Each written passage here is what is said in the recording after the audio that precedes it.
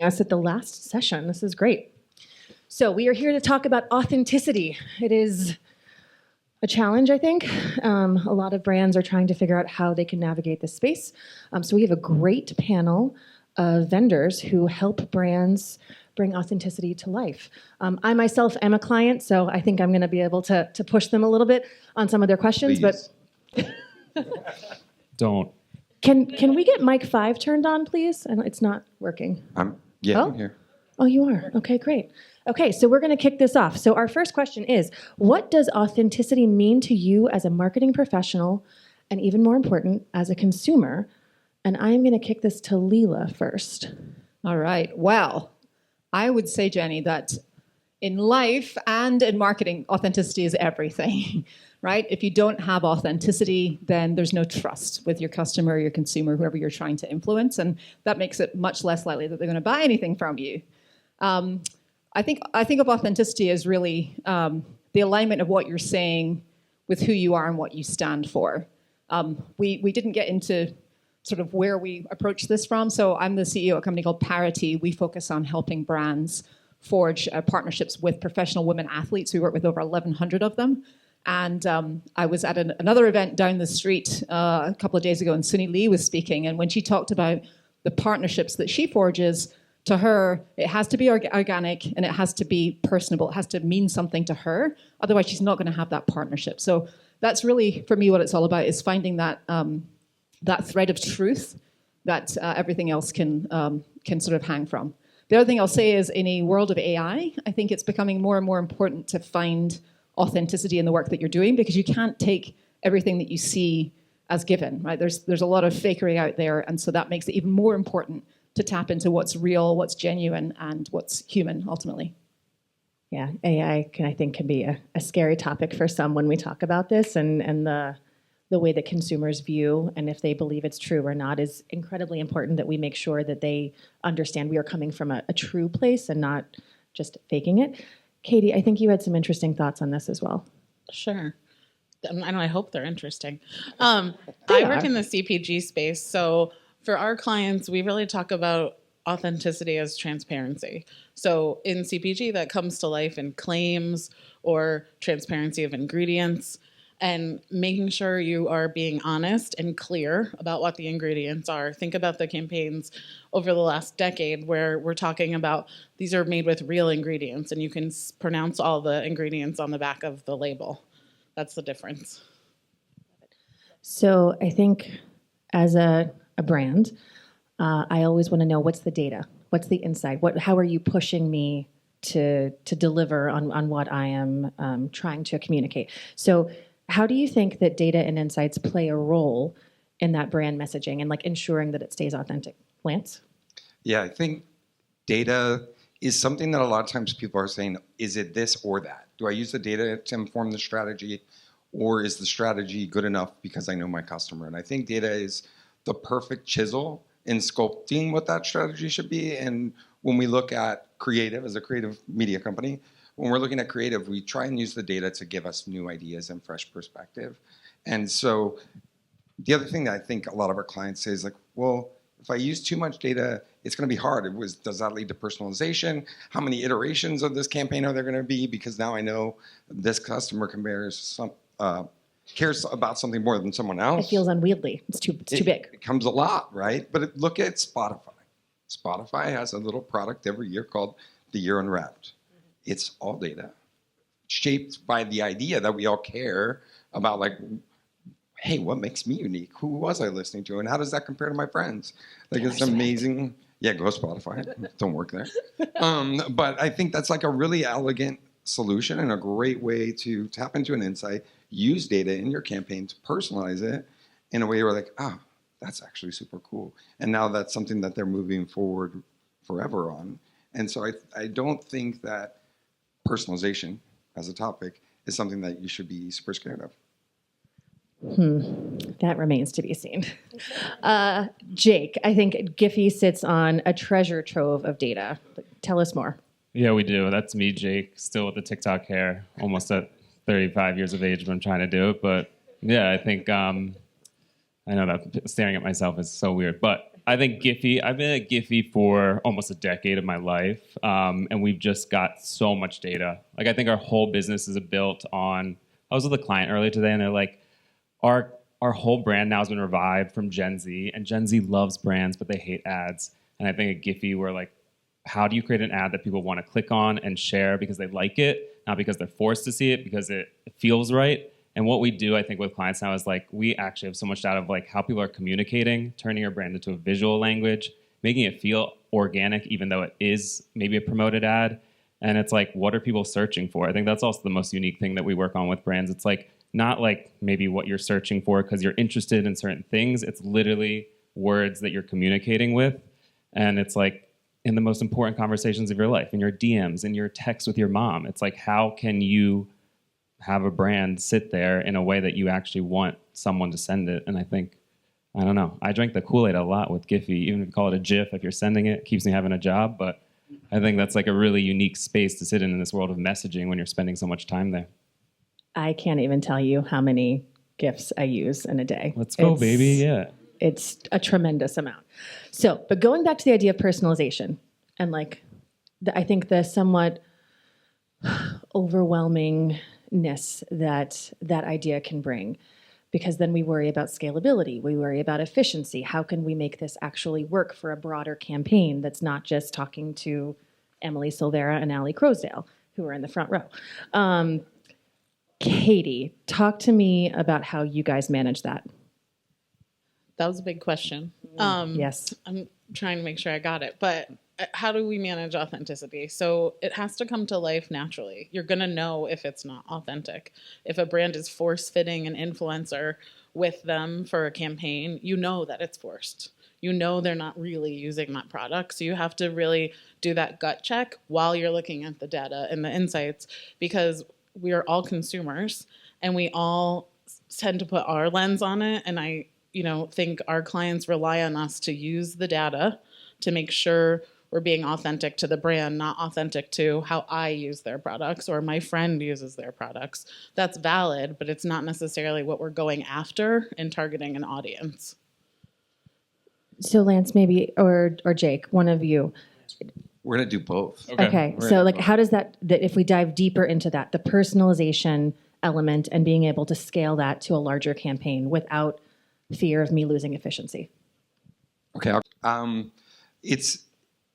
I think the interesting thing that we reference a lot is that personalization sometimes feels like every single one of us in the room should have our own version of a creative. And you hear about dynamic creative, or you hear about AI and AI created decision trees. Oh my gosh, there's like 1,000 options, right? It's very overwhelming.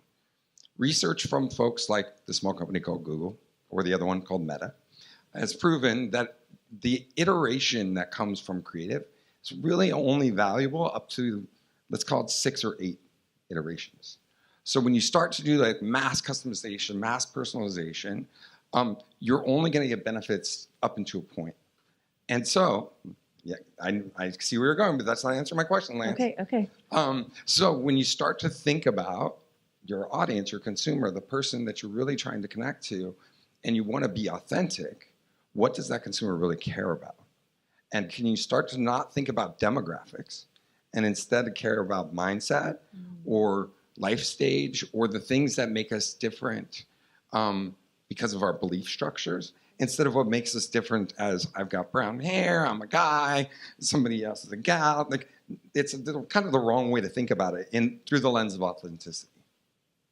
I think just personally, you hearing the 6 to 8 iteration makes me feel much more comfortable with the idea of personalization, because I think oftentimes I do think about every single one of you having your own unique need or your own unique ad based on your own unique life happenstance. But I think that makes it feel much more manageable, and also I can understand how that can scale. Okay. Yeah, you start to see it. Jake, what do you got for us? I think also just with GIPHY, we try to create a lot of custom content. That's a big part of what we sell. And so we create it for what people are searching for. We do it in your brand's voice. But I think also there's so much great content out there. It's like, how can you extend the life of that content, create incremental reach on it, but also do it in a way that feels authentic? We did that, I think, really well this year with CeraVe and the Michael Cera campaign. It was like, that was so good. It was so viral, so well thought out. And it's like, how can you let people continue to talk about that in a way that they want to, where they want to? It's like, Also, like, if people are searching for, I don't know, if it's a big WNBA moment, like, people want different type of content than they do when it's the Super Bowl, right? It's like you need to have, I think you also need to think about, like, ahead of time, like, the type of content people are going to want to see when the moment's happening. And I think, again, that comes back to data, right? It's about, like, what people are searching for, when they're searching for it, what they want that feels right to them. Because you don't want to. I don't want to. I deleted Instagram and TikTok because I just, like, it's a lot, right? What? I know. I What do you needed do? to Are you remove it. allowed to do that? I know. After I cut my hair like that, I deleted it. No, but I'm just saying. I think it's like there's a lot of content out there, so it's like people want to feel like it's like something that they are happy to see. I think, and with everything that's going on in the world. I don't mean to go off script, but I'm going to. So, and maybe this question comes later because I think I want to queue up a few more things. So, authenticity. I think the first thing that a lot of people think of when they think of authentic communication is influencer, content creators. How can we find the right person that personifies our values, our brands, our needs? How can a brand, any brand, I'm retail optical, so I have a very niche healthcare, but how can I find someone who's actually a good fit for me and who makes sense? Because I feel like I struggle and I see content that I feel like doesn't resonate because it just feels generic. Leela, help me. Sure, I'd love to. Okay. So, right. So I think, so we talked about data in a different sense earlier, but I do think some of this starts with data and really understanding. I mean, back to that sort of that sense of authenticity. Who are you? What do you stand for? Whether that's values, whether it's specific products and services. Like, what are you trying to get across to your audiences? And then not necessarily going to the first influencers that come to mind. I mean, no offense to Kardashians and others with mega followings, but I mean, we see this time and time again when working with folks in positions of quote unquote influence. The mega influencers, the engagement that you see with them is very different from what you see with micro and kind of mid-tier influencers. So I think sometimes brands are very quick to go to the names they know without stopping to think about, is this really an authentic partner for me? Is it, does it make any sense as a fit? So, and this is where we love to do this work with clients, where we know a lot about the athletes that we work with. As I said, 1,100 of them across 80 sports, Olympians, Paralympians, archers, weightlifters, WNBA players, you name it. But we know, in addition to the sports they play, we obviously know how many followers they have and where those followers are, but also, are they gluten-free? Do they have kids? Of what ages? Are they gamers? Have they or someone in their family had a brush with cancer or some other ailment? It comes back to what can they speak to authentically? Where can they have some crossover with that brand because they're a genuine user of that product or service, because they have faced a specific challenge? And I think when you can find the person who is the right kind of messenger, if you will, it doesn't really matter whether they have 5,000 followers or 5 million followers, because you can obviously boost anything. You can use your lookalike audiences. You can get to the people that you ultimately want to influence, but the message itself has to come from a place of sort of realness, if you will. So I often encourage clients not to necessarily rush to, they may or may not have the budget to work with Caitlin Clark, but I've seen brands rush to like an influencer, and then you watch that influencer read things off cue cards, and it's just not. It's going to backfire. So off script again. Thinking about timelines for content. And I think this goes to like relevance and cultural, like what's going on in pop culture. And I think, Jake, I want to come to you after this, but like timelines for working with influencers. Like if we want to go to market fast, is our influencers not the right way to go? Or what do you think? I mean, I think they can be. And, and I'm not speaking to, Beyonce and Levi's. I know Kenny Mitchell, the CMO over there. I mean, she put Levi's in the song, so that puts it in an authentic place. I don't know how long that conversation was, but it probably wasn't the week before that that all broke, right? So I think it depends where you're playing. I mean, we've definitely we've spun up a campaign in the matter of days for clients. So I think it is possible, but it comes back to like, what are you trying to accomplish, and can we find a great match for you in short order? I'm just going to add to that. The way to make it fast but authentic is to do your homework. You have to look. You have to pay attention. What are they saying? Are they saying something lovingly about a different brand that's your direct competitor? Are they, really never talking about this category and it doesn't feel natural? Like, you have to have people doing the homework, looking at it and making sure like this feels real. Yeah, and I will say that's actually where we're now starting to use AI to fill out what we know about an athlete, what they've told us, with what their actual actions are online, because you need that full picture, I think, in order to make those swift decisions. And like all the trends also, right, that are like happening, like we see people now searching more than ever for like words like Delulu and Riz and stuff that I shouldn't even be saying, but it's like we did a campaign with Tinder, they wanted to capitalize on stuff like that. That worked really well for them, but that's not going to work for every brand voice. Like every brand shouldn't jump on every trend just because it's just not going to be authentic, right? What this whole conversation's about. So I think like the CeraVe campaign was like really long thought out. It felt very viral, but they took their time with it. And then there's moments where it's like we do see trends happening and we can act on them really fast, but I think it also just really has to be the right brand that feels right for it. I do want to share like a quick story for anyone who's interested in influencer.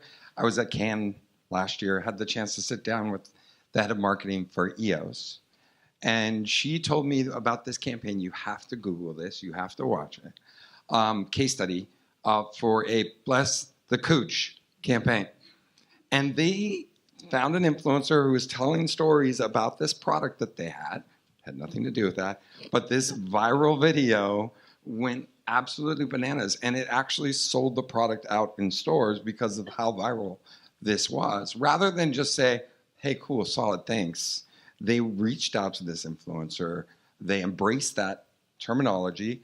The company got behind a lot of language that nobody in this room could probably get approved to use in their campaigns. And they built bespoke product that was in that naming.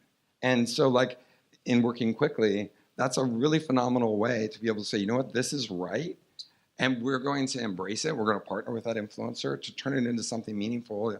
And like, it's now shaped the way they're moving forward with influencers. It's shaped the way that they're talking about their products and shaving and all of those different things. And so I was like, wow, that is like remarkable thinking in a campaign. Yeah, because I think that whole tongue-in-cheek, like fun pop culture moment is what all brands want to be able to capitalize on, but you have to find the right moment. And that's an amazing example. And I think, was it Gurney's? Oh, yeah. So we were talking earlier. I mean, this is not influencer marketing, but still that, It's authentic. And it is communication from a brand to a consumer, sorry. Yeah, so this was it's a UK-based electronics brand called Currys. I think they've been through at least like 3 bankruptcies, but they're still alive apparently. And they have this amazing campaign that was circulated on YouTube where it's people of a certain age, closer to mine than my kids. If you hear me saying skibbity, obviously something's gone horribly wrong. But this commercial was basically no one in this room should say that. Middle-aged people speaking in current Gen Alpha like terminology, and it is so clear. It's like the anti-authenticity. It's so clearly ridiculous that you can't help but love it. It was them sort of poking fun at culture, poking fun at themselves for not necessarily being a brand that might necessarily resonate with that generation, but it was very successful. Well, because I almost think of it as them like embracing this is not us, but we are who we are, and it isn't this funny that we're trying to be something. Yes, and that in itself is an act of authenticity, like that acknowledgement. This is actually not us, but we're going to have some fun with it. Exactly. But does it like get gross to anyone else? Like authenticity to me, like as a consumer, is like if I get ick, this is not very authentic, right? Like, and if you see like somebody kills it and they start that trend, like, okay, that's amazing. The first time I saw it, now I see it 72 more times. Like, well, yeah, agreed. So, like, how do you do that? Like, how do you keep yourself from doing Well, it? that's what you're supposed to tell us. It's 10 times worse when they ignore it, right? If it's not authentic. So you know when it is real and when it's not, and when it's tired. Great.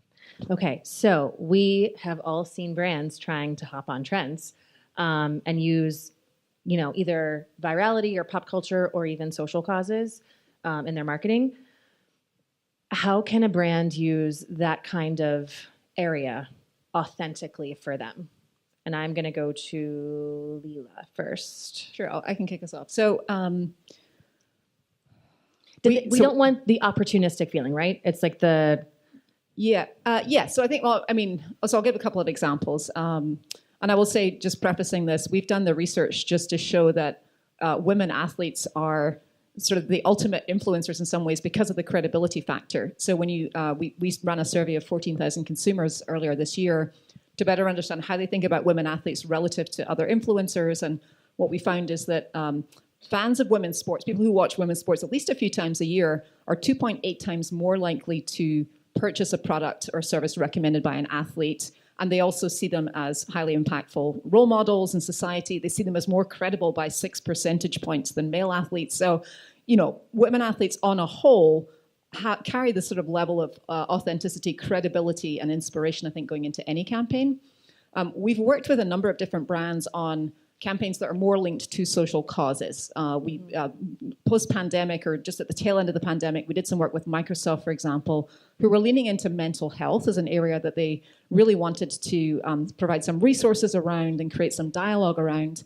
And we worked with them to find 2 athletes who were very honest about their journey in mental health. And we all know how much mental health impacts athletes in general. So that was one example where Microsoft is trying to do good in the world and connect into something that was very top of mind, I think, for the planet, basically, at that stage in history. More recently, I'll highlight some work we did with a company called Advent Health. They are a faith-based hospital and healthcare system in multiple states across the country, and faith is very important to them. So when they came to us, back to the, finding the right vehicles for the conversation, to their credit, they said, we don't care if we're working with athletes who have 10 followers or 10 million. What we need is that story. And we want athletes who can really speak to the role of faith in their journey as athletes, and who can also help us cement the kind of the core idea behind Advent Health. Their philosophy is around feeling whole. And so we brought back to them a selection of athletes who lived in certain geographies where they had footprint, who had ideally some experience with their healthcare system, either directly or indirectly, and who were willing and proud to go on camera and talk about the role of faith in their journeys. And that brought them to work with a 5-time Paralympic medalist, Brittany Mason, who's a sprinter, and also a softball player, Jess Warren. And these, again, were athletes they'd never heard of before. But when they met the athletes and understood what they really stand for, they knew they had found the right spokespeople. So I give them credit for, again, sticking to that essence of what matters to them. And in their case, it was faith, and finding the exact right partners for that campaign. I love that. Katie? Oh, sorry, Jake next. Yeah, me? Okay. I mean, you can go next. So for me, what comes to mind is, again, like what fits, and then also sort of breaking through the noise to figure that piece out. So one of our liquor clients, Diageo, is actually, you can look it up, is launching sustainable packaging for one of their most premium brands, like Johnny Walker Black, and they're putting it in their stores and their packaging. Everybody's talking about sustainability, but they're showing up in a way that kind of cuts through the noise. And it's not like, oh, recycle your liquor bottles, which great, you can do that too. But they're really looking at packaging made out of paper for one of their most expensive brands. It's amazing. So you have to think about it in a way that is a little different in order to really make that impact. Okay, as a brand, I need to know my priorities and not care about followers. And I need to be open to personalization, but not feel the need to go crazy. What else am I missing? Think differently. I'll say that Oh, all that's the time, easy. right? Yeah, it's not copy paste from the last brand. Okay. Jake, I saw you had. No, I was just like thinking from the last question, just an example of like, we worked with a beer brand this year, and like their passion points were things that I don't think about: hunting, fishing, NASCAR, but I mean, it was big for them. And it was like, the beauty about GIPHY is we power content literally everywhere. Microsoft Teams, TikTok DMs, Instagram comments. It's like all coming from this massive library of content. And you also have to think about like what someone's searching for on a Monday in Microsoft Teams versus, I don't know, on a Saturday in Instagram comments. But I think, like, again, it was really finding, like, this is not a social justice moment, which I wish it was, like something good for the world, but, like, it was good for the brand. But it was really done in an authentic way where it's like we knew big NASCAR moments when the traffic was spiking, putting that content there, when we were maybe live GIFing, working with NASCAR to like cut real GIFs in real time of the content and like have their content live next to it, almost as like the second screen of TV, like when people wanted to talk about that moment, but it was like so personal to the brand and their passion points, and it worked so well because it felt so right. And we turned their brand face into like GIFs. We did a GIF shoot with him, made him visually speak, and yeah, now I kind of like NASCAR a little bit, but yeah, good work. I think to go back to your what do you take away, I think the data, you have to use data to have an idea as to where you should be going. Okay. And then, like, if you're going to jump into social, to like that last question of you're going to have a social cause or you're going to align with some value, stick to it. Too many brands will show up on that one day or for that 1 month and then not live there and not really participate. And like, as a proud proud dad of a gay daughter, like I want her to be spoken to all year, not just for a month, right? And so I think that when you're talking about authenticity and speaking to each of us as individuals, we're individuals for many reasons that aren't, demographics, but speak to us because you actually care about us, not because it's the right thing to do. I 100% agree with that. I mean, if you stand for something, you shouldn't just stand for it this week or on a Tuesday and then Wednesday you're on to the next thing. Also, as a former CMO, my pet peeve was campaigns running for like a week or 2 weeks and then you're on to the next thing. And it's like, no, there better be more legs in this thing than that. Just one other thing I'll mention, having sat in some of the sessions, I think it was yesterday with JP Morgan, who were talking about Gen Z and kind of connecting with kind of that, that generation. And they talked about experiences.